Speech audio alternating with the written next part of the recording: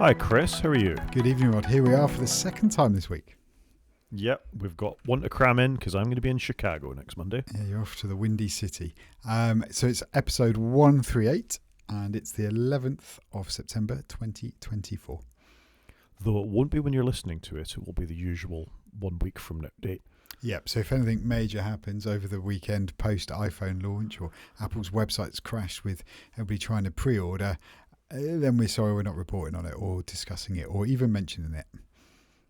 Yeah, unless, I find 5 minutes and it's really, really urgent for that time when Nintendo gets bought by Apple, as is our usual go-to, then maybe we'll rush something out, but I can't see that happening. I think if Apple bought Nintendo in their current guise, I'd be very upset. Yeah, you're not wrong, actually. Because Nintendo have done a pretty good job. I know they don't release the most amazing hardware, but they make some awesome games and the devices play them. This could be a dangerous rat hole to go down straight away, but actually Nintendo might be the games company version of Apple. With the Wii U expired, we're keeping all the software, you can't do anything. We're not allowing emulation, we're not allowing this. I think it would be the same thing. Yeah, I wouldn't disagree. I wouldn't disagree with that fact, actually. Yeah, and they're pretty opinionated, and they march their own beat. They don't just do what the others do, which is how Apple used to be. I think Apple now march to everybody else's beat because they've got so big, whereas they used to be doing their own thing. And we spoke about this, didn't we, recently, about the cult of Apple. And you kind of got the cult of Nintendo. We should probably pick that up, actually. You very much got the cult of Nintendo, absolutely. Shall we dive straight into follow-up? Let's do it. So, first off, I hope I sound okay. I have noticed over the last few weeks that I have not sounded okay. My audio has been popping and missing and skipping and doing all the things that Chris's audio, and Chris is intently listening to me speaking now, was doing in the first few episodes of the podcast. He managed to fix it. He took extreme measures to fix it. He bought a Mac. He wiped the Mac. He installed nothing on the Mac, and that's been the thing that's worked for him from now on. So I have done similar. I went rifling through my cupboards. I found a Mac Mini. As you do. It's an Intel Mac Mini, so my hopes aren't good. The fans will no doubt kick in at some point, but there is literally, beyond one password, Zoom, installed on this. There's nothing installed on it. I'm even using Safari. And I'm worried you're still clipping. Whatever we call it, missing. You reckon? I'm a little concerned. So listeners, if you do pick it up, let us know. But that's why I'm listening quite intently to see. But I'm worried. Well, if you're worried, that means, war. We persevere, but there's not much more we can do, is there? Well, the next step will be do something simple like change the USB cable on my microphone and see if that's what the problem is. Try a different microphone, see if that's what the problem is. I could always use the microphone, the webcam, but I don't really want to go there yet. Anyway, we'll try this. If this doesn't work, I'll take even more extreme measures. And if it is the microphone or the cable attached to the microphone, which seems unlikely, then it means I can go back to my other Mac at least and not use this thing. Yeah, it's true. It's that whole thing of ruling something out and debugging it, isn't it? It looks like we are using the same microphone. I'm fairly confident we are. It looks like we've got the same sort of cable, but obviously that could be the issue. So yeah, listeners, do bear with us. So I apologise if I'm clipping. I apologise profusely. It's not what you want on a podcast, particularly. The sound should be good. And if it's not, that's my fault. And there we go. Anyway, no point in beating myself over the head with a stick or something like that. Should we dive into some follow-up? Let's do it. So first up, we got iOS 18 release candidates out. This includes tvOS, watchOS, macOS, probably other OSs that I've forgotten. visionOS, I'm guessing. So they're all out, and they obviously come out on Monday. So it's going to be quite an interesting day, I think. So release candidates are what developers get so they know they're building against the software that's about to ship. We've explained this before. It's good that they come out and you're not running betas anymore. This only applies to the 18.0 for iOS and iPadOS, for example. It doesn't apply to the 18.1 round that's all going on and that's installed on my iPhone at the moment, and yours as well, I think, that has Apple Intelligence. So this is good. As you say, the macOS and all the other betas are there as well. So they're all dropping at the same time on Monday. Everybody will get the update, and depending on how well Apple's CDNs cope, we should all be getting nice, shiny new software that's not making a lot of difference other than, you'll be able to shift your icons around and have black screens and icons without text under them, and it's sometime in the near future, maybe we'll have some Apple Intelligence in there too, if that's what you really want. I'm quite looking forward to my family getting this one. I did debate putting the public beta on for my son, but I think actually Control Center, being able to pin some of the household lights in-control centre for my wife and my children will massively help, because they always go, Dad, can you turn the lights on? It's like, you guys can all do this. You've got the same tech as me. So I think this will help, because it will, you'll pull down from the top, and once you've set it up, the lights will be in the same place. And unlike the widgets where they moved around a bit or people didn't want widgets, I think that will be quite sticky. So I'm quite looking forward to that bit of the update. Let's hope that's it. Because you could have installed an app. There's lots of apps to do this for you, that you can make widgets sticky. But it's good. It's built into the operating system. Good. So release candidates on Monday. Look out for them then. Moving on. Steve Troughton-Smith, as is always with this kind of stuff, noticed that the newest iPhone Pro Max has a screen that's only 2 inches smaller than the original Macintosh, which I think is amazing when you think of that original Macintosh. Yeah, it had a small screen, but the phone is almost as big as that now. That's insane. That is insane. And obviously the resolution, it blew past the resolution that probably before on the first iPhone, I'm guessing. So, or probably not the first iPhone, but probably by one of the more recent iPhones must have blown past the res that screen supported, because it would have been, 640 by 480 or something. Yeah, it would have been, probably less than that. It's probably like 300 or 200 or something. So, it's an interesting little tidbit, isn't it? It really is. And just, isn't it a nice computer? When you look at that again, you can absolutely trace the lineage of the iMac and everything else through it, can't you? If only they gave the iMac a bit more attention in the recent era. That is the shame. Yeah, I'd agree with that. Moving on, and this is something we talked about before, Apple has a variety of legal implications and ongoing court cases and fines that it's appealing against and all sorts of things. This is a story in Ars Technica that Apple must pay back 13 billion euros in taxes. This is specifically related to Ireland, I think, and Ireland giving them tax breaks for moving manufacturing and things there. Ireland don't want to give Apple the money back. Ireland was quite happy to get the business because it brought other businesses to Ireland too.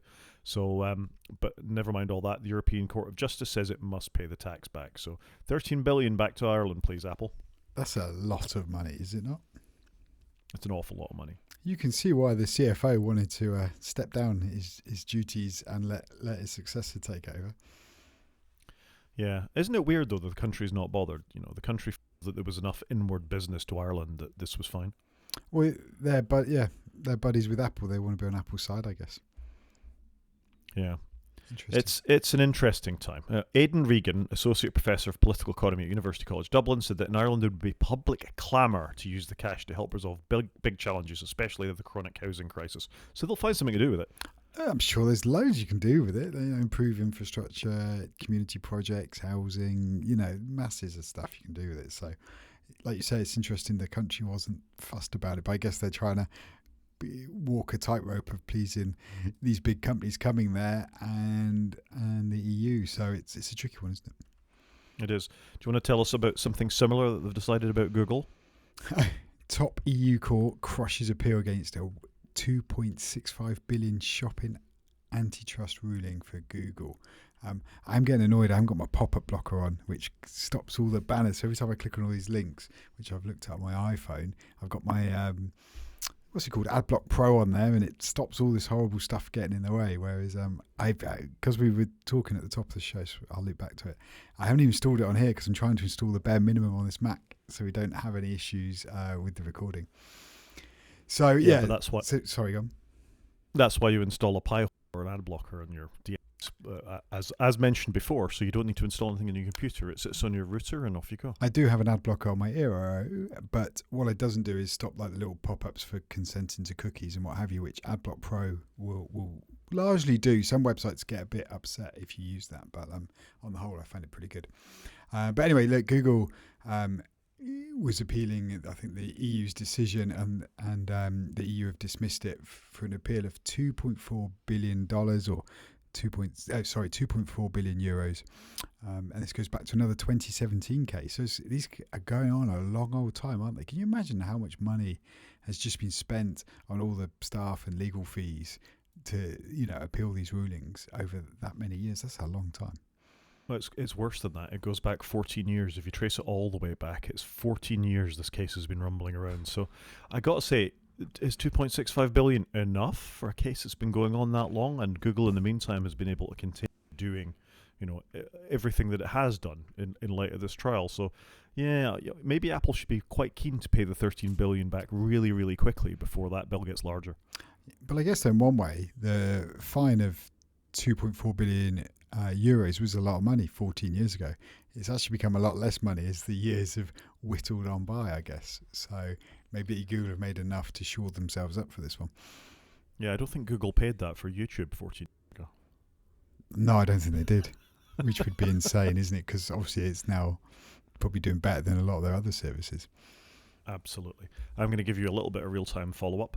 The original Macintosh had a CRT display, a 9-inch 23cm monochrome CRT display with a resolution of a massive 512 by 342 pixels. 512 by 342. Wow. So that would have probably been surpassed with the iPhone 5S or something, or whichever one got taller. It was the 5, wasn't it? The original iPhone might have had a better resolution than that, frankly. It was 320 by something. I can't remember the numbers. I think it was 320 by 160.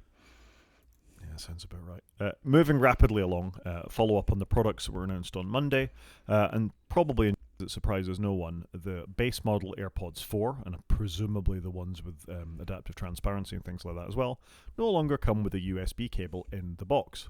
It's a bit mean. I'm a bit mixed on this. For the slightly better AirPods 4 with the noise cancelling, I can see it because I guess it would do MagSafe charging, but the base level AirPods 4 won't do MagSafe, so you do need to charge it.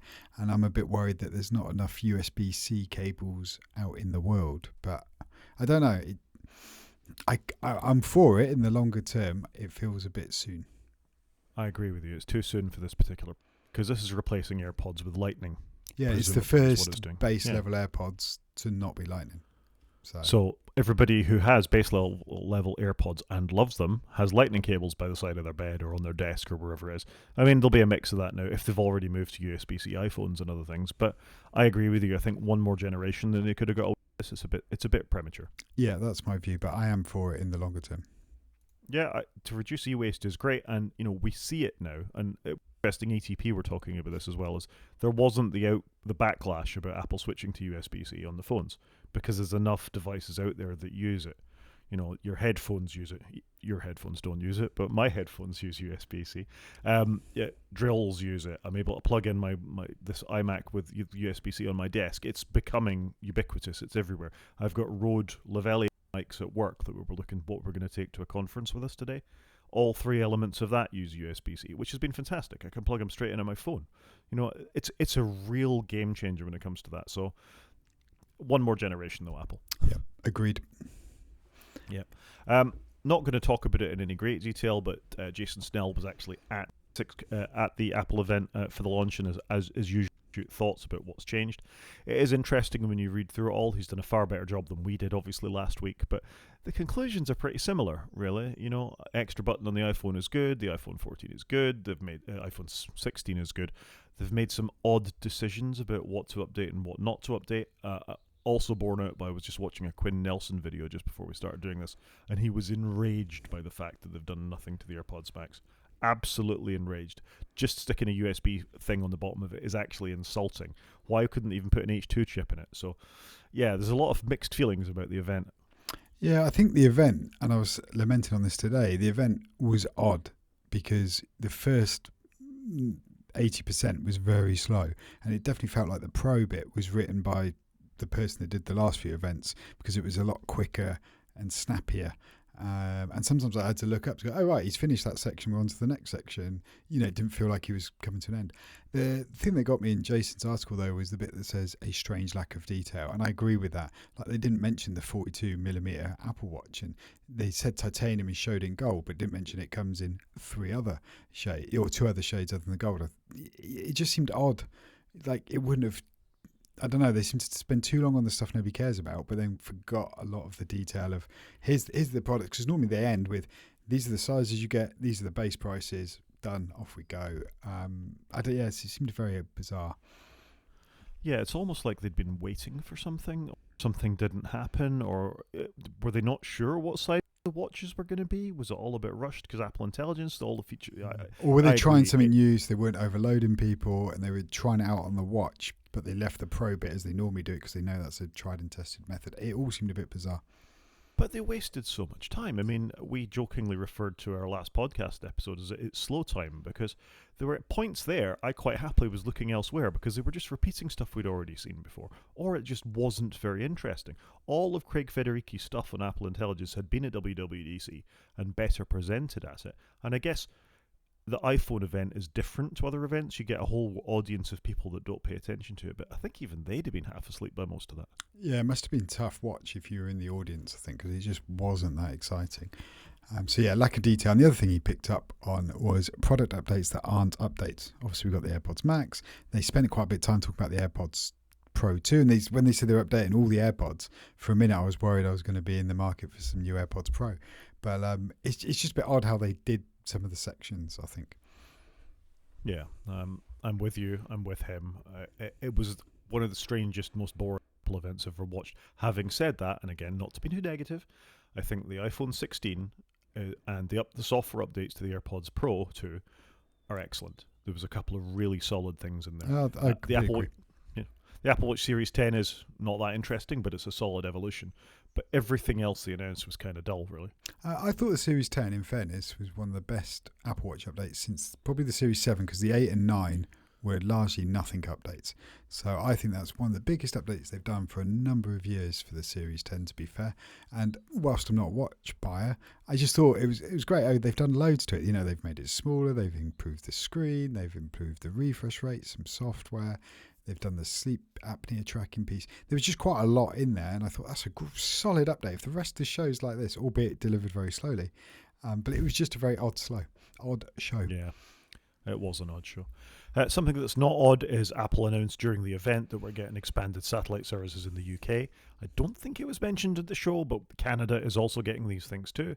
So there was already emergency satellite messaging in the UK, and I think sort of worldwide anyway. But there was also this when you're absolutely got no connection anywhere and you're just out in the wild and you want to send a Find My or something like that, that is something that will now work automatically when you're out of Wi-Fi or cellular coverage in the UK and Canada. And they're bringing expanded, which they did talk about in the show, expanded roadside assistance if you're out of those networks as well within Canada and the UK. So good. Yeah, I think it's good, and fair play to Apple. This is where they are quite good when they iterate year on year. You know, this is a service, they bought it does the bare minimum, and then they're going to build it out, and you can send messages in the US.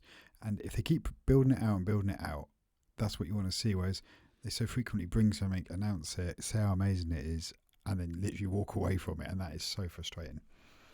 I inadvertently sold 2 iPhone 15s to friends of mine, standard iPhone 15s. They hadn't realized, they're both sailors. One's in the merchant navy and one's a hobby sailor.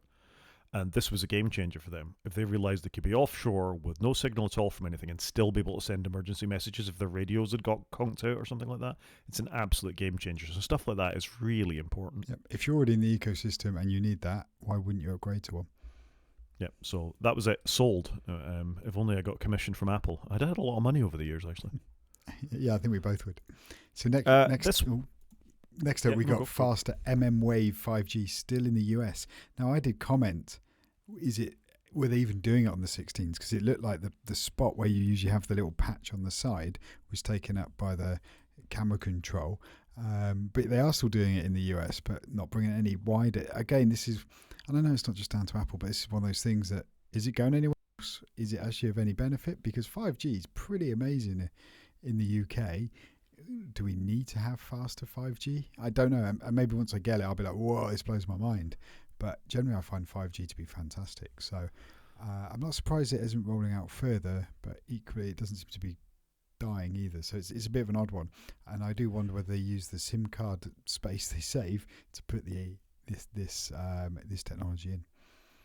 If I recall, in the iPhone 15s and 14s at least, it was blanks, wasn't it, that they put in there? So there was still a slot there as if there could be a SIM card. And I got to think manufacturing-wise, I don't know. Anyway, we'll see when this one gets broken down by all the usual suspects when they smash their iPhones on day one. But this is good, and this was a response to what you said last time. No, there's still millimeter wave inside the American iPhones, so this is good. It is good, but I'm just curious, is this actually going to roll out to other countries? And not just Apple, but will carriers actually roll it out? Because it's not just on them. But it depends on the carrier, doesn't it? I mean, that's the real hold up in this. Is the carrier needs to support that faster 5G, not necessarily the product. It would be interesting to look at Android phones, which are far more rapid at implementing new technology and things, to get an idea if this was a thing, or like you say, is it limited just to the US? I know there are some podcasters. Casey Liss springs to mind, who loves his millimeter wave on his iPad, and he goes and sits and gets faster speeds on his iPad than he does in his house. So I think if you're sat next to a broadcast tower and you can get that kind of performance, it makes sense. But I think 5G, as with many things, is always in a balance. Will the cellular service exceed what we're able to get in our houses, be it by fiber, be it by Wi-Fi, be it whatever? And I feel there's a race on there now that actually we could be at a point with millimeter wave and technology like that you can get faster cellular service than you'll get plugged into your house. Or satellite. Some people can get faster satellite these days. That is true, but that tends to be people in the boondocks. I'm pretty happy with my BT fiber at the moment, I gotta say. Agreed. Also, in response to what we talked about in the last show, is I said that no UK MVNOs, so carriers such as giffgaff, Voxy, and others, had eSIMs, or they didn't seem to have eSIMs.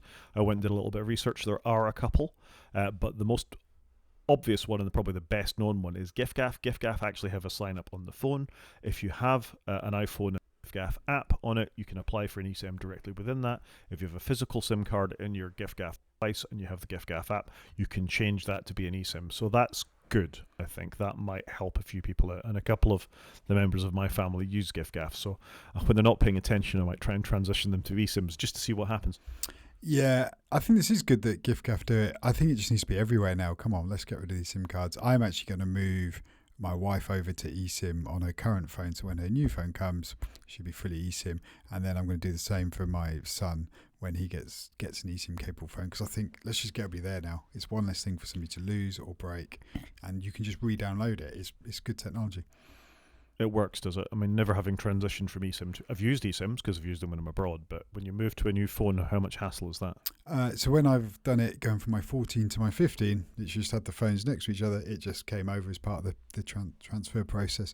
But even if it didn't, if memory serves, you just go on the website and re-download an eSIM. And I've moved my son onto eSIMs as well. He's not changed phones since having an eSIM, but he's got one in his phone because I didn't want him, taking it out and then losing it or something. So I'm there, I'm sold on it, and I will put all my family on eSIMs. Fair enough.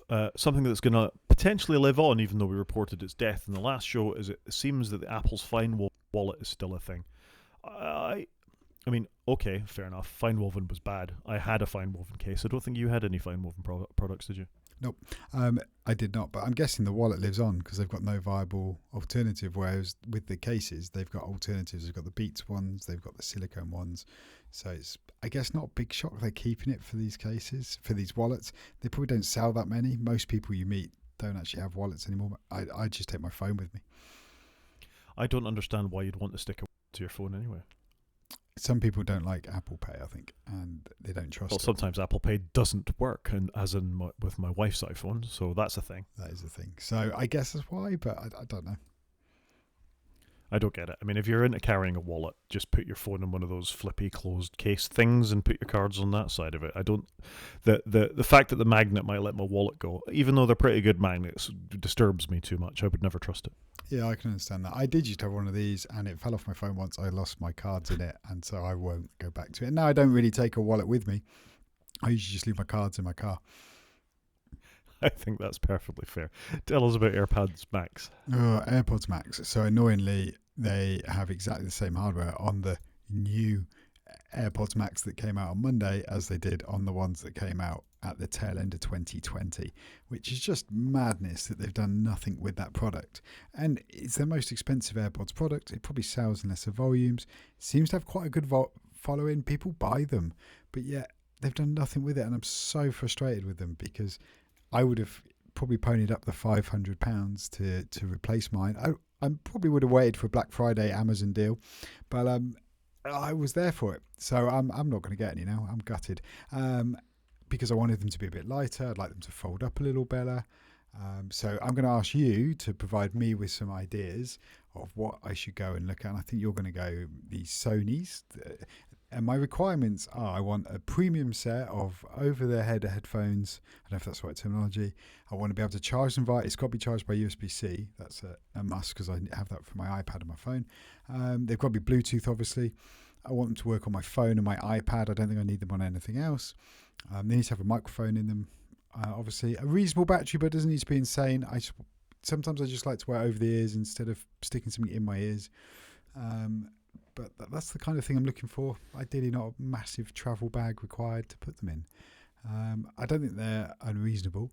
I was looking at Sony's in the past. I think there's some Bowers and Wilkins ones out there. Might be good. Maybe some Bose ones. They're meant to be very good. And that's the kind of thing I'm after. So, hopefully you're going to hit me up with some links, and I'm going to go and have a look, and then I will report back what took my fancy and whether I've actually made a purchase. So this is semi out of the blue for me, Chris. Yeah, sorry. But I will give you some recommendations. What is more important to you, sound quality or folding or battery life? I need a little more context. Okay, so battery life's lower down on the list. I think folding is useful to me because they will go in my bag when I go to London, whereas I don't take my AirPods Max because they're too big. I want something that's light in my bag. Sound quality probably is then second, so probably transportability is first because I know that if they're transportable, I'll use them more. Sound quality second, battery life definitely third. Okay, so portability, you are looking at Bang & Olufsen. Bose rather. Bose's Quiet Comforts fold away quite tidily. They have very strong noise cancellation because they're designed for people on aeroplanes and things like that. I think they come around 330 quid. I'm talking slightly off the top of my head here, but they're around about that. Bose Quiet Comfort Ultra is what you're looking for. The current generation of them. They still fold. Very well regarded headphones. Good battery life. They haven't got the absolute best noise cancellation. If you're going for ultimate sound, I wouldn't pick Bose. I think they're good. They may be great, but they're not excellent. For sound and noise cancelling, the best, in my opinion, and certainly as far as hi-fi magazines and things go, are Bauer & Wilkins PX7 S2Es. Sound fantastic. Don't fold all the way. Fold a little bit more than those things you're wearing right now, but then that wouldn't be hard.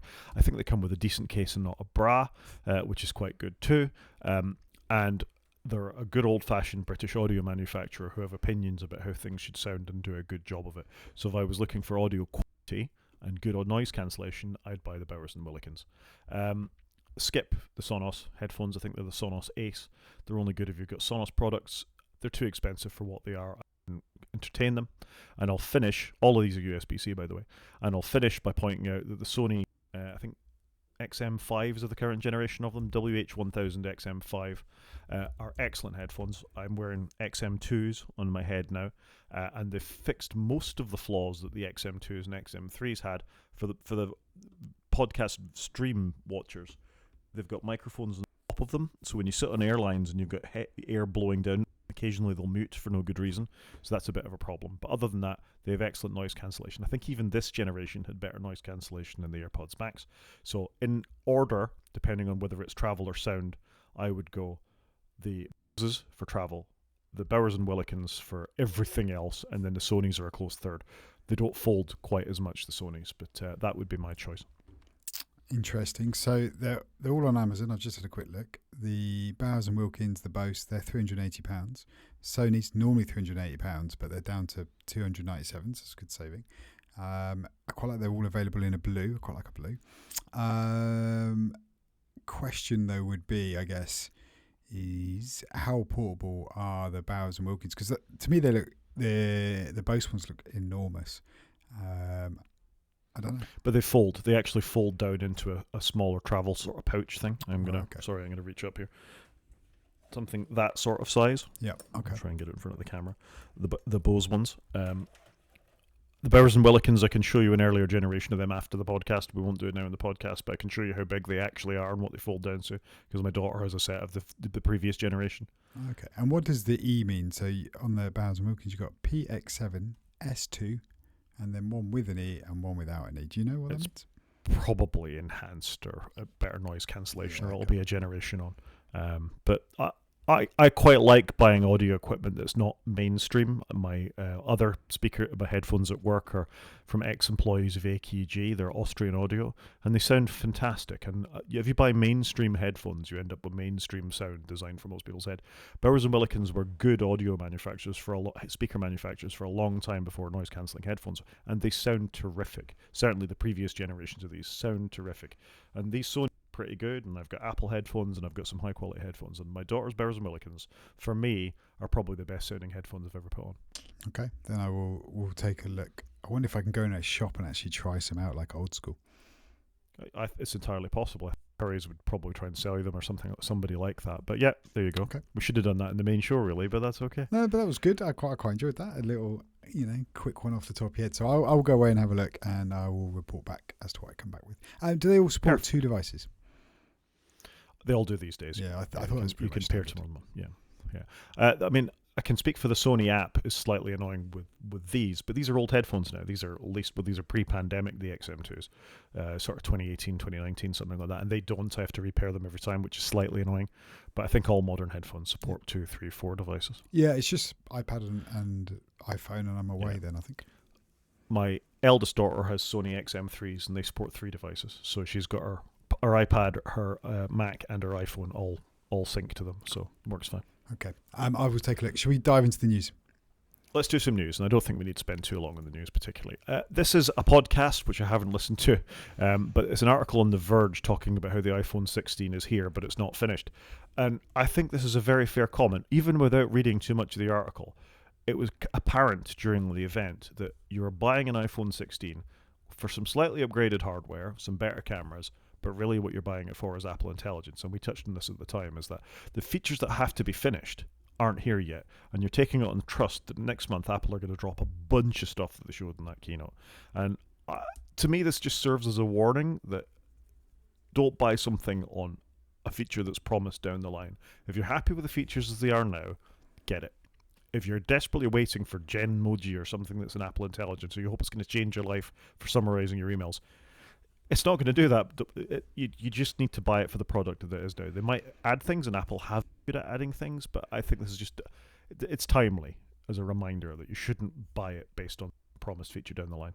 Yeah, I would agree with that. I think it's not done. There's camera features, I think, coming down the line. The AI stuff's coming down the line, but it is a good bit of hardware. Apple generally have a good track record, but you never know. They may hit the road, have some delays. Feature may not work as intended. A lot of this is unproven. So I would agree with what you've just said. Yep. Thank you. Moving on to another feature that we didn't like very much. Microsoft is apparently in October going to go back to talking about its Copilot software, mobile app updates, and more during some sort of October event. I suspect what we're really going to see here is the rebirth of Replay.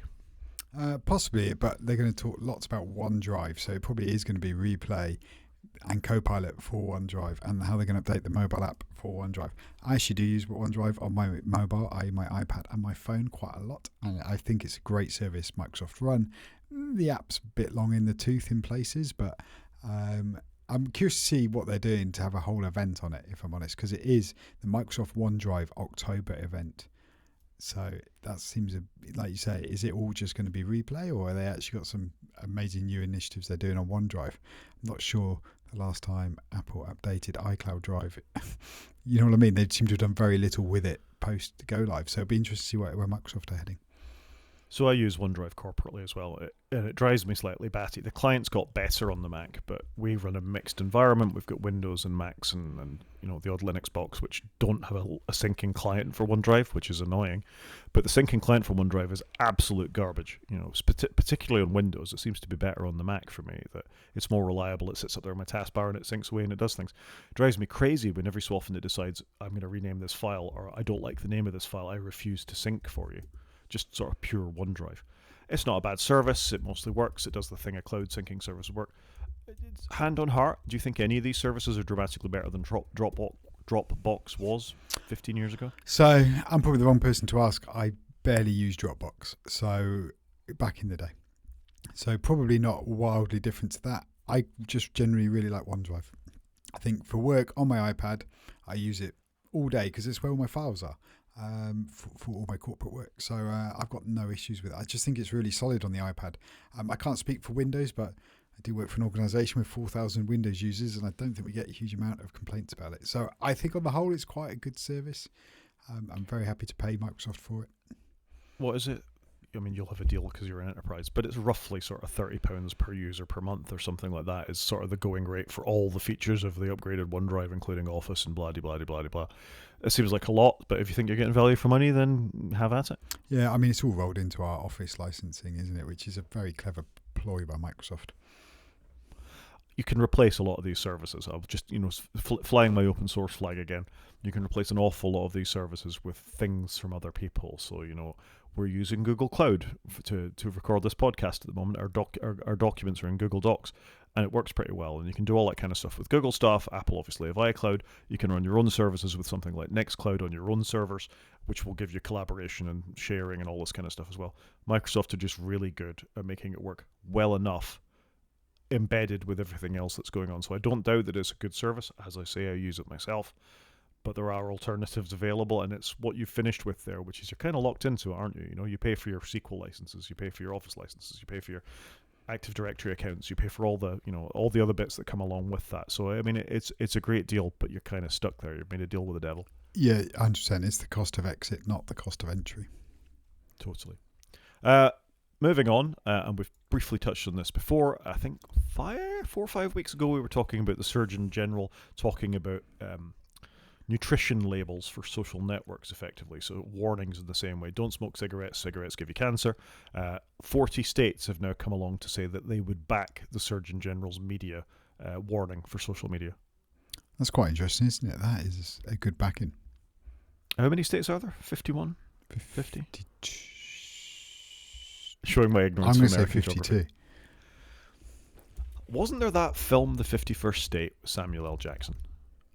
Chris is frantically Googling how many states are in America. Apologies, Americans, we should know this, but do you know how many counties there are in the United Kingdom? I have no idea how many counties there are in the United Kingdom. Yeah, I was hoping you weren't going to highlight that either. We don't know either. I barely know how many there are in Wales. 5? Possibly 5. Anyway, 40 seems like a lot. It feels like most of them. It is 50. Yeah.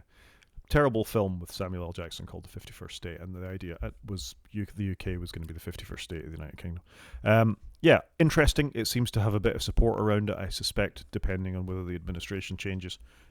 This may or may not come to pass. But I don't know what it will do, really. Is our parents going to not let their kids get on Snapchat just because there's a warning that this could prove to be addictive? Then you might as well not give them a mobile phone. Yeah, although increasingly schools are beginning to ban in America as well, I hear. Oh, is that right? That is a thing.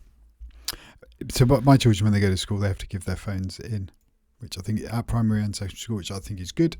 At secondary school, I think when they get a bit older, they just have to put it in their bag and not use it. Yeah, I think that's the right thing. It is the right thing. And another thing that could be the right thing, and this isn't specifically the type of story we'd normally talk about, I just think it's super cool. It's a bit Star Trek, this, and this is a story on the Register, and being the Register, they've got to bill it in a particular way. The article headline is, Blood Boffins build billions of nanobots to battle brain aneurysms without surgery. Just to translate this a bit, this hasn't been tried in humans yet. They've only tried it in animal models. The idea would be if you have an aneurysm, which is blood leaking in your brain. That's quite difficult to get at. To fix any sort of brain leakages or major vessel problems in the brain, you got to take quite a lot of someone's head apart to get at it. So obviously that's not going to do them very good. It's fine if it's close to the surface of the skull, where you can sort of relieve pressure by cut it. Chris is going to start turning green in a minute. Flaps of bone, and you can take them off and you can relieve aneurysm pressure type like that. But if it's deeper within the brain, you can't do that. So this is just some really cool stuff where you can inject nanobots that can be directed to the part of the body that's affected, and they can release clotting agents to actually stop the blood leaking into the parts it's not meant to be. Still in animal models, that takes billions of them, or certainly thousands of them, but I think this is really cool. It's a really cool potential application of tech for the future, and feels very Star Trek. I'm pretty sure the Borg had nanobots. I'm really squeamish, so I may have zoned out a little bit while you were talking, because you want me just to keel over whilst you were talking. Anyway, it's just say it's cool, Chris. It does sound cool, and I caught the bit on nanobots, so it does make sense. Like you can target the area that needs to be targeted, so it does make sense. But I'm sorry, I'm just a very squeamish person. There you go. Tell us about Yubikeys instead, because I know you have an interest. Oh man, I love Yubikeys. I've got 2 Yubikeys. I use them for my 1Password account and for my iCloud account. So Yubikeys are a way of having physical security. So if I were to go and buy a new iPhone and log in with my iCloud account, I would need my Yubikey with me to set up my iCloud account, because I've linked these 2 Yubikeys to my iCloud account as a mechanism of an extra layer of protection. So somebody, if you were trying to steal my details, you knew my username and password, you can impersonate me and pretend to log on a device as me. You'd need one of my Yubikeys to do so. And I keep one with my card. We just talked about wallets. I keep one with my cards in a little pouch in my bag, so I've got it if I do need it. And then the other one is locked away in a safe somewhere. So I've done this. I think Yubikeys are fantastic tech. But apparently, there's a vulnerability that impacts all previous Yubikeys that have gone before, which is quite amazing, because I think Yubikey are really the lead player in this market, and they've had a really solid reputation for what they do. Now, they're not that popular. They're not used in lots of corporations, but I think they should be, because I think it is that way of just stop. It's that next layer of defense, because you've heard of MFA. This is a way of increasing MFA just to a piece of hardware that only you have, but obviously people will lose them. So what's the problem then? Oh, come. We have them. We use them. Do you? Fantastic. I would love to do it in my organisation, but I just know we will get battered away at the first opportunity. Now, organisationally, for our trusted research environments, we require users use Yubikeys. That is good. There you go. You look surprised. I am surprised. And I did go to one of our suppliers, and they made their managing director have a Yubikey to log into his phone and into his computer. I was like, this is brilliant. It's a great thing to do, because once you've taught that, you then know you've got that extra layer of security. Now, the problem, though, with this bug is there's now a way for attackers to clone the device, which obviously is the thing you least want to happen, because if you can clone it, it means you've literally just duplicated it, and then an attacker could use it, and if they know your username and password, they could log in as you.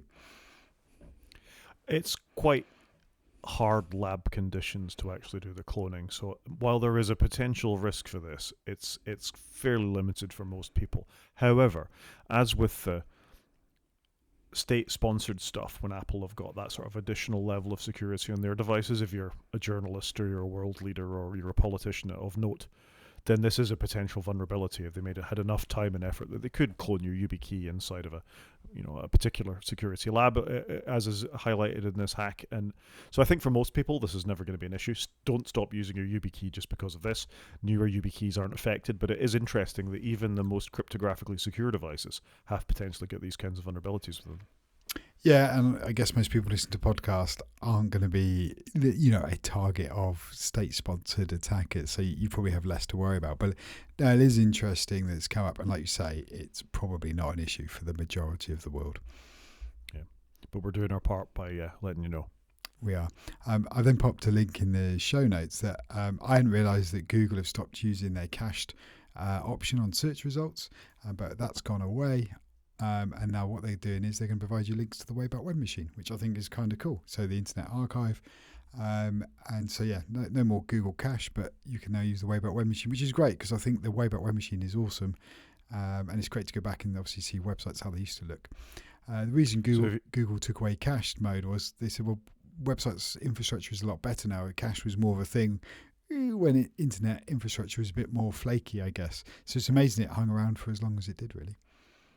Yeah, I like the Wayback Machine. I've used it occasionally to go back to some of my own websites to see what they looked like, or a page I've forgotten about, or a picture in some cases that that you'd want to see again. So it's a great resource. I know it occasionally gets into trouble for archiving things that people don't really want archived. If you've never used it, it's great. It shows a calendar. You can go back to. They don't have every day of a website going back wherever. They take snapshots every so often. You can click on days and see it. So it's a great way of seeing how websites have evolved over time. Go to apple.com in the Wayback Machine and sort of scroll back to the early noughts, and you're in for a bit of a different experience. Yeah, it is good just to go and see, what was the culture back then, I guess, and what was the style. What is interesting, though, is the Decoder podcast. That's where I was going. Decoder podcast actually have the CEO on from the Wayback When Machine, and it's super interesting just to listen to him. So I would recommend that if anybody is keen. Brilliant. Should we do some media? Let's get into media. Not a lot this week, but not a lot, but we did promise we were going to talk about it on the last episode. So we should say, hey, Slow Horses is out, right? Slow Horses is out, and it picks up where the last one left off. And I think they did a great little recap just to get you back into it, and you're straight back into the action. And it's just fantastic. It's so well done, and I have read the books for this, and I think they've done a great job of taking the book and bringing it to a TV show in a format that works. Yeah, I'd agree, and you can tell that they film them, in pairs, don't they? They film 1 and 2 together, 3 and 4 together. The action just immediately flips over. You're right back in the world.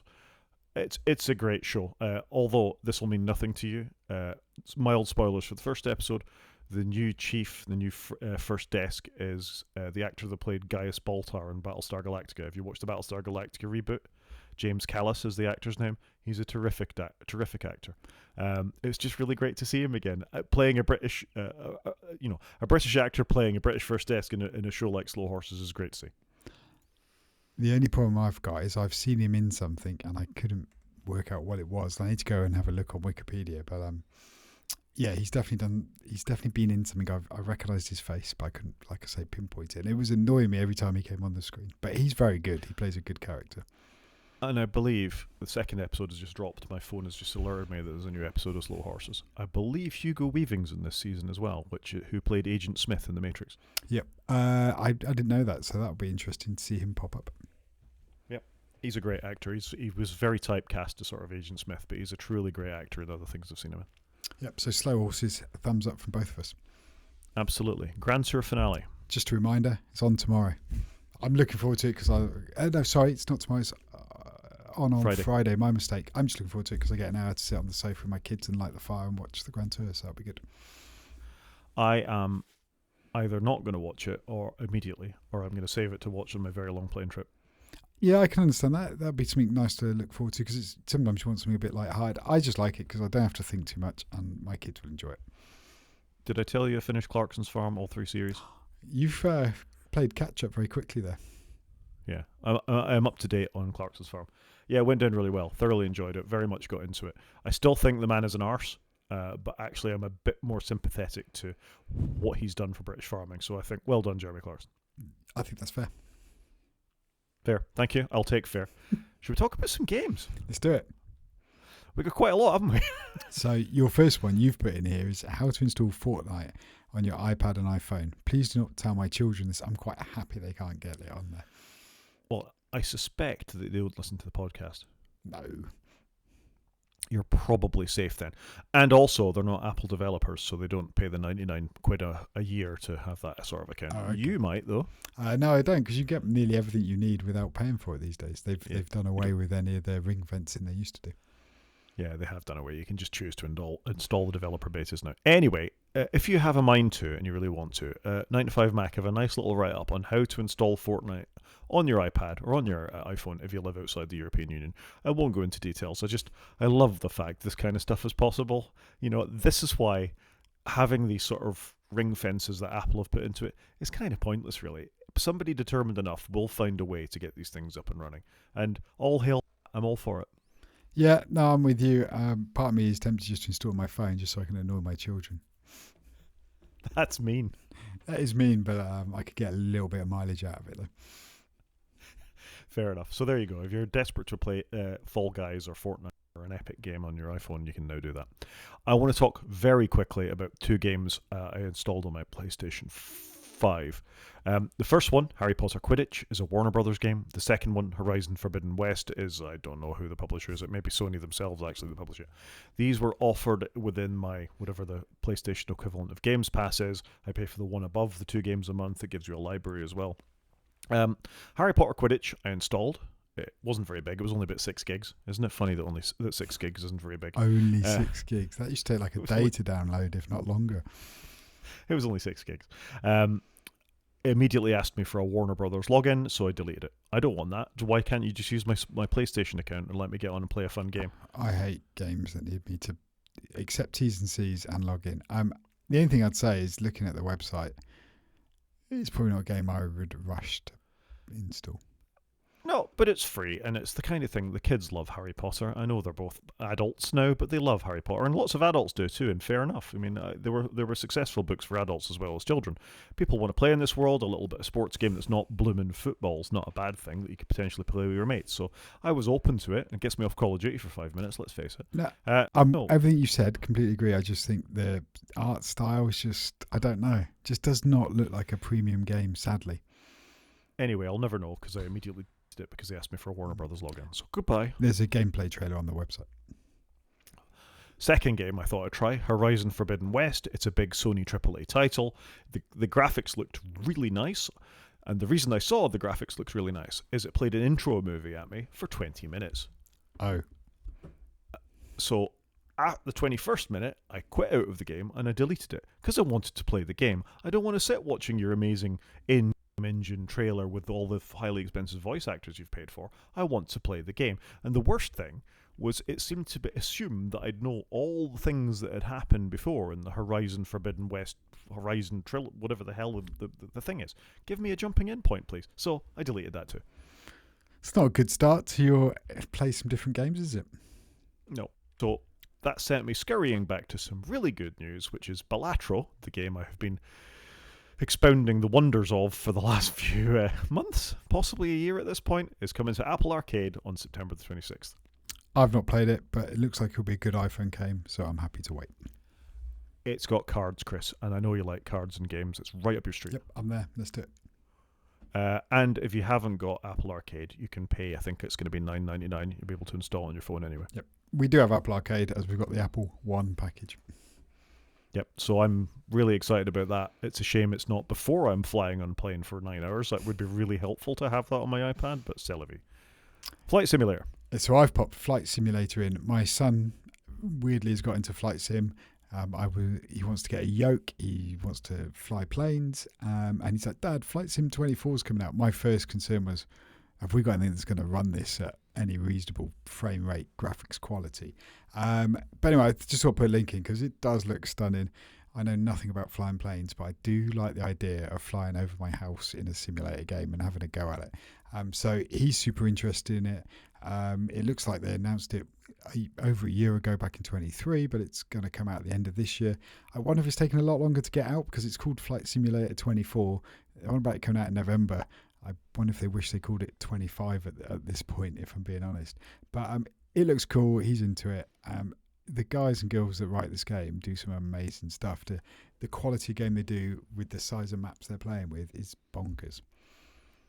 So I have the previous one, 2020 or 2022, whatever it was, for PC, and it's an amazing looking game. The realism of it is great.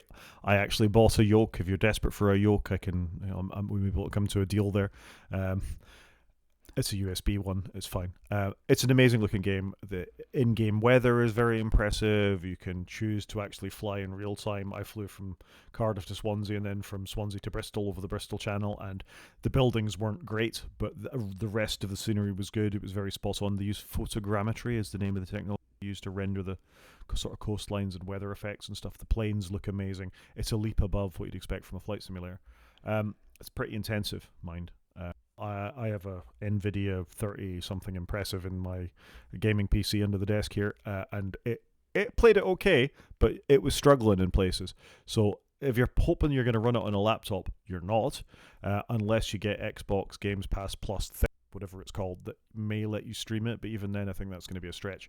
It will be free on the Xbox Games Pass though. Well, free. You'll be able to play it on an Xbox X or Xbox Series S with a yoke on that. You won't get the same experience you'll get in a PC, but that's fine. Yeah, so I was looking at the Game Pass for him because he wants to try out the current one. He can't wait till November. And I was like, well, why don't we get the current one? Maybe we can get a demo of it. And I thought, actually, we could just pay for a Game Pass, even if it's just for a month, to try it and see if he actually is really into it. So yeah, it does look kind of cool. Yep, it's great if you like that. But it is learning to fly a plane. This, you know, you got to take the brakes off, you got to start the engines up at the higher levels of realism. You need to flip over fuses. Every single switch you see in the cockpit you can flick, should you choose to. But obviously there's levels down from that you can go. And then immediately Microsoft are trying to upsell you to buy the 737 pack, buy the Airbus A320 pack, buy the A10 Warthog pack, buy an F-18 pack, and all of them are really expensive. I'm just quite happy for him to try something different that isn't Roblox. So Yep, fair. I'm on board with that. Back to Sony's side of the fence, and yesterday, as we're recording this podcast, Sony announced the PS5 Pro would be available without a disc drive, but for $700. Wow. I'm interested, but I've got 2 PS5s, so I'm probably not that interested. I don't know that I'm that interested. For $700, you're in gaming PC territory. You know, you could get a lot of gaming PC for $700 with a proper graphics card that will run at faster frame rates. You know, it's not as simple to set up and running, and you've got to run Windows, which is not an inconsiderate thing to have. But that's too much. $400, $450 is about as much as I'm willing to spend on a console. That's fair, and the big changes really are performance. So it's aimed around the games where at the moment you can pick: do you want performance or do you want better quality? Do you want better fidelity? And they're basically saying with this, you don't need to pick; you can have both now, which does sound quite good. It's going to come with 2 terabytes of solid state storage, which is the right decision, I think, because 1 just was never the right number. I think it looks quite a good update. It isn't cheap, though. I would agree there. It is also going to have a second SSD slot internal, which I think, again, is the right move because I've stuck a hard drive on mine for some old games, which I find a little frustrating. It'll be interesting to see, you know, is it going to be in any sales or anything? I don't know. I don't think I'll be rushing to buy it, though, because I don't think there's enough in it to make me want to upgrade. No, and you get 120 frames per second and things like that on some PS5 games. Now, most people's televisions can't show that anyway, so you're going to need to have a really good TV as well to take advantage. You and I both have really good TVs to take advantage for PS5s. This is a bit of an ask, isn't it? It's only the sort of toppest of top tier people that are going to buy this kind of thing. I wonder if this is a step too far for this console generation. I know they did a PS4 Pro, but I think they should be thinking PS6 or something, and then they maybe could have sold it. But just slightly better, more frames per second for having a better TV, blah, blah, blah. I think this might be the wrong move on Sony's part. I don't disagree. And also the games for the PS5, there haven't been that many really exclusive games on the PS5 that aren't on the PS4 Pro. One thing I do note, though, and I just had a wry smile as you were talking, on the link, it's got a picture of the PS5 on it that we've put in the show notes, and it says vertical stand sold separately. So you charge me £700 and you can't throw in the $2 stand that you have for it, which just seems ridiculous to me. It's a very Apple move. But saying that, Sony are struggling for money. In our next story, they released a game recently called Concord. They released it in beta. I got offered the beta. I logged in to use my PlayStation at one point. You don't log in as much as because your kids are too busy playing Roblox. They offered me to be part of the demo. I downloaded the demo. I watched the intro video and I switched it off again. I've obviously got very low tolerance for intros. Yeah, you've got a short attention span, dude. I'm a Call of Duty player. You know, I'm. They only sold 25,000 copies of this thing, and they've withdrawn it from sale. And apparently, if you can get hold of the Blu-rays or whatever these ship on, they're worth something like $137, more than the game was ever worth, because there's not that many of them around. It's rare. So Sony spent 6 years making this game, and they pulled it from sale after less than a week or something like that.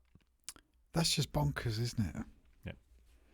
That is just bonkers. Maybe they knew they had a dud, and they launched it anyway. Well, I don't know. It just seems bizarre. Well, Sega had something similar, and they did the same thing, except it didn't even make it to sale. It got as far as the beta part of it, and they just pulled it. I mean, these are big studios. They spent a lot of money with these things. It's no wonder things are so hard for games developers at the moment. Bad days.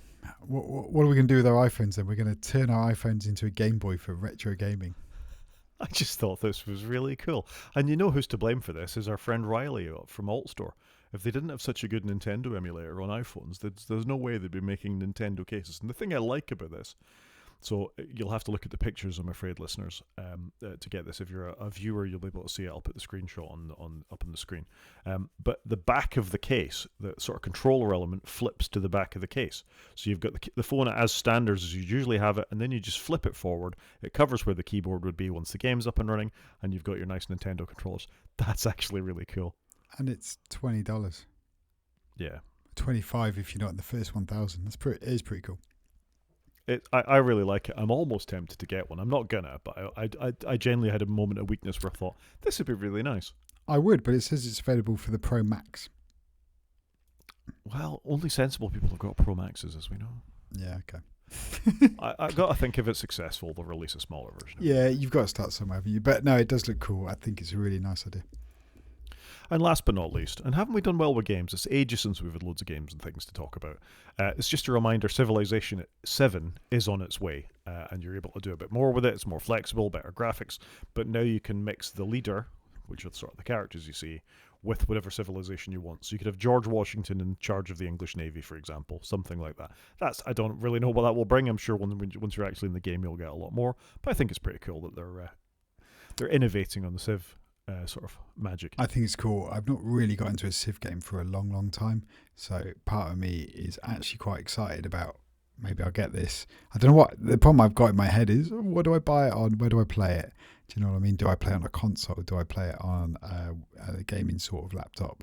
Will it be on my Steam Deck? You know, and part of me wants to play on a PC, you know, because my Steam Deck would work, but it might be too slow. So that's the only problem I've got in my head. I kind of wish in one way you could just buy the game and it work on any device. You know, let me choose. Let me just pay the developer some money and let me then work out where I'm going to play it. Steam lets you do that to a large extent, though, Yeah, doesn't it? I maybe mean, Steam's if you bought it on Steam, probably work in your Steam Deck. You can put it on a Linux machine at some point, you know, or whatever, And and I've then got it's a just there in your Windows library. gaming laptop somewhere. So I say gaming laptop and not a very old one. So I'm really tempted to give this a go. Yeah, but we don't play with Windows unless we can help it. Agreed. Main show. Main show. You can start. You've bought something. I did. I've purchased a car. I don't know why. I don't know if it's my midlife crisis, but I've gone and done it anyway. So I bought an 18-year-old Porsche for reasons I can't explain. So I've drive a really modern electric car today, and I've, for whatever reason, bought a Porsche, and I'm going to pick it up next week. And I've gone for a manual car, so I'm trying to go for the polar opposite of what I've got. I've got an incredibly fast electric car. Everything's automated. I still drive it, but obviously I don't have to change gear. I don't have to really worry about braking because it does in brake regen mode. You know, I don't have to demist it. I don't, you know, it does kind of everything for you, and I just charge it when I get home. So I've gone for a petrol manual 18-year-old car that's got very few creature comforts in it. Isn't as quick as my current car, but I've gone for something a bit analog and a bit fun because I just thought I'm kind of missing it a little bit, and you forget how to drive. And when I first told my mum that I bought said car, she was like, "Oh, it sounds very fast. You know, you're going to do some damage." And I was like, "No, it's actually slower than what I drive every day to work, Mum." And then she was like, "Oh, right, I hadn't realised. It's just more for a bit of nostalgia, fun. I think I've never had a car like this, so that's what I've gone and done. And it's got no CarPlay in it. It's got a CD auto changer and a radio, so it's going to be quite an experience, I think, to get used to it. I'm not going to be driving it every day. It's more just for a bit of pleasure." I think it's great, and I notice you deliberately haven't said what it is you've bought, so I won't. Oh, I won't lean into that. Did you say what it was? Yeah, it's a Porsche 911. Nice. Which you can get CarPlay for. You can buy a head unit for £1,500, not fitted. It's a Porsche. Come on. I think this is great in the sense that this is fun recycling. You know, it's not buying a new car that weighs all that kind of nonsense. It's done. It's depreciating. You're making the best of a wonderful piece of technology, and Porsches are very well engineered, well regarded. They last. They're basically they're better Volkswagens, aren't they? Basically a Porsche. So I think this is a great purchase, and I'm sure you'll enjoy the hell out of it. It's going to be a very different experience. The electric car, though. It's going to be very expensive, and it weighs significantly less. It's about, 2/3 the weight of my current electric car. So yeah, it's going to be interesting to have them and to swap between them from time to time. My wife's super excited about having it as well, so she's going to be driving it too. So just like I say, I think I just fancied a bit of analogness. I think it's probably like my nostalgia for games that are 20 years old. I have a bit of a nostalgia for slightly older cars, I think. No, I get it, and I used to have a very similar nostalgia for Land Rovers, having had them not long after I passed my test and all the rest of it. I liked the chunkiness of them, the analogness of them, and it's weird that the current generation of Defenders don't do anything for me. I think it's ugly. I think it's over-engineered. I think they're far too expensive for what the Land Rover Defenders, or just the original Land Rovers as were designed for a purpose, and that purpose was to get farmers across a field or to drive across Africa or whatever it was, and that's what they did. And there was no fripperies, there was no extras, there was no sat navs, there was no, let's face it, there wasn't even vents. You just opened things to the outside world, and something would happen. So I think getting back to a little bit of the basics of that kind of thing is laudable. Yeah, I'm looking forward to it. I think just to make it, like I say, a bit different. So I'll let you know how it goes and how I get on without having CarPlay in a car, because that will be a unique experience. I did go to a charity shop and buy a few CDs to stick in it though. Are you going to get some driving gloves? I will not be getting any driving gloves. Okay. The talk of electric, though, leads nicely into something I just wanted to run past you a little bit. So I currently don't have an electric vehicle. The Tesla went away. And I'm both sad and not sad that the Tesla went away. I'm sad because it was actually quite a good vehicle. I liked lots of things about it. I liked the keyless entry. I liked the performance, because the 0 to 60 was 3.2 seconds or something ridiculous like that, and it's not even the performance one. I liked how it stopped. I liked how it turned. It was a bit crashy and a bit heavy. I didn't like the wipers at all. They were incredibly stupid. I didn't like the paintwork, because you sort of look at it and the paint would flake off it. Some of the panel gaps weren't great, but it was the closest to driving an iPhone I think anybody's ever going to get. You'd get in it one day and all the software would have changed and the buttons moved around and they'd added a feature, and there was lots of positives. But the real negative is, won't surprise anyone listening to this podcast, Elon Musk owns that company, and I don't like Elon Musk. Yeah, I can get behind this. I was put off a Tesla largely because of him. I think that's why I stuck to the BMW route and bought a very similar car to what you've just described. Yeah, and ironically, Elon Musk is probably the reason lots of people have electric vehicles, and because they're as successful as they are, because Tesla was the company that moved the needle on that. They really were. They were good enough. They were cheap, in inverted commas, enough. They were quality, in inverted commas, enough. But people could see where you were going with them, and he sold them. His personality sold them, and his car company sold them.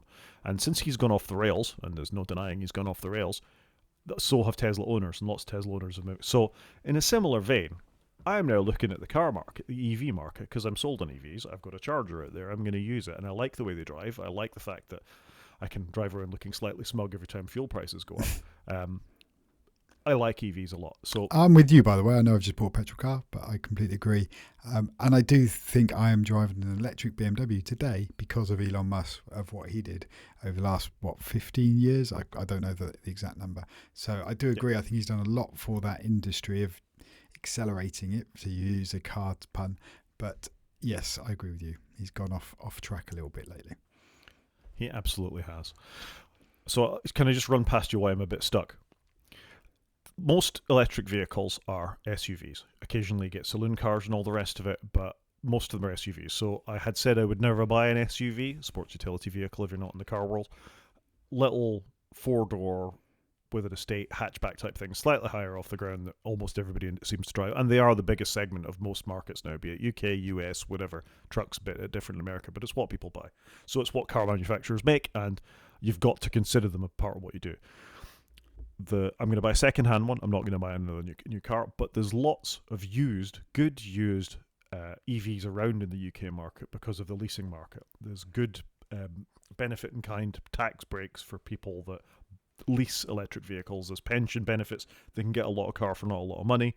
I won't ask where yours come from, but I suspect lots of them are in that market, that they've been leased from, then they're going to go back in a couple of years' time, and this is what happened. Because all the tax benefits and the pension benefits were so great, there's lots in the leasing market. So where I am is, I'm open to anything at this point. I'm not just going to buy a saloon car. I shouldn't say I'm open to anything. I'm not open to anything French. I'm not open to buying a Tesla, which is annoying because the Tesla Model Y would be perfect. And I'll say, I don't know if I've talked about this before. My Tesla would scrape every time I reversed it on the drive to charge. Scrape the bottom because they're so low. So obviously I want some with a little more height as well. So that's a factor too. So I can't buy a 3. I can't buy a Y. I'm not buying any Renaults. I'm not buying any Peugeots. What does this leave me with? BMW i5 M50 like mine. I don't like BMWs. I feel like I sit weirdly in them. Sorry, Chris. I don't like BMWs. I love my BMW.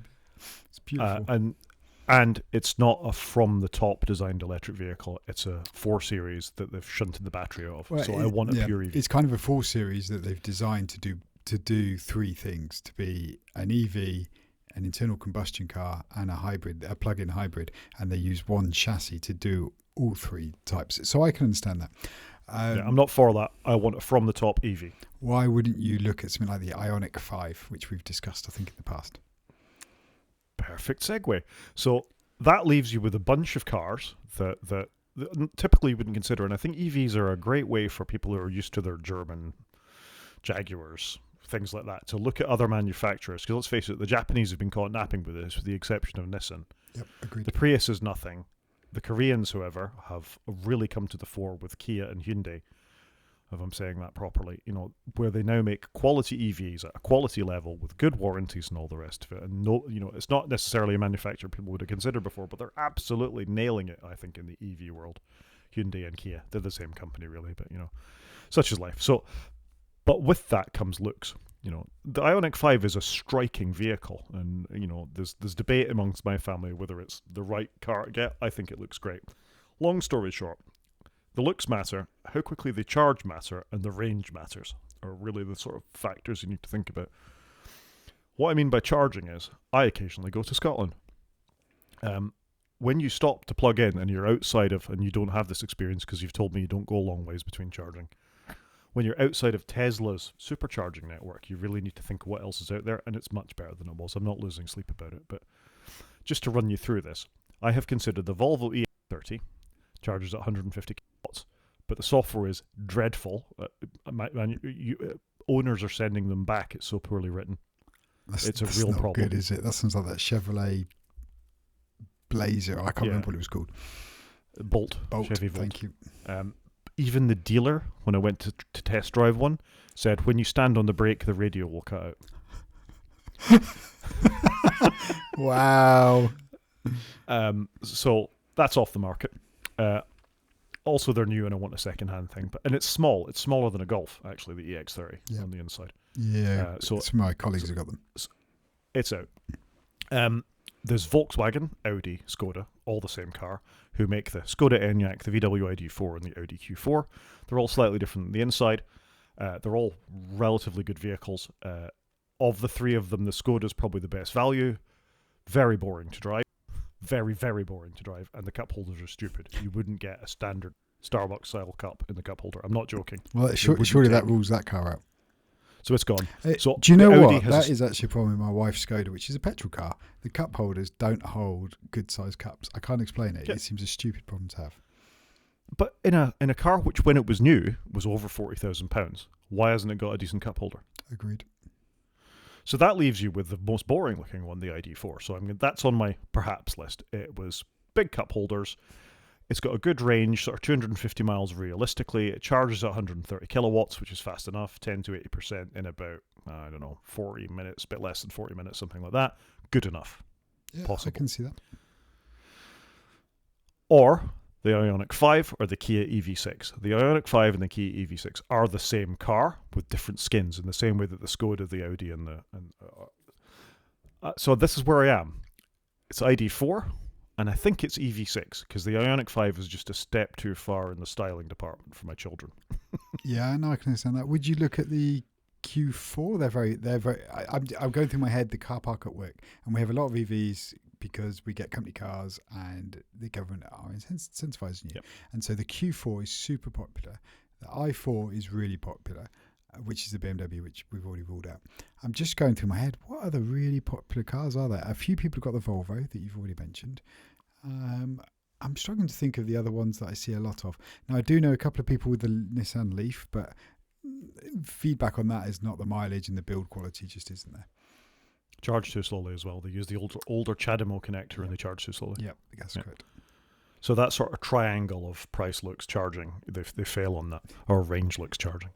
So I'm here at the moment, and here's the thing here's the thing that might push me over a little bit, and I need to drive them again, is that the Kia and the Hyundai, and I think it's the Kia because it looks a little more acceptable. Also has a heads-up display. Never driven a car with a heads-up display. That was pretty cool. Yeah, Chris goes, ooh. I've got a heads-up display. It's lush. How nice. Is that Kias and Hyundais have 7-year warranties. Yeah, no, so that is very good.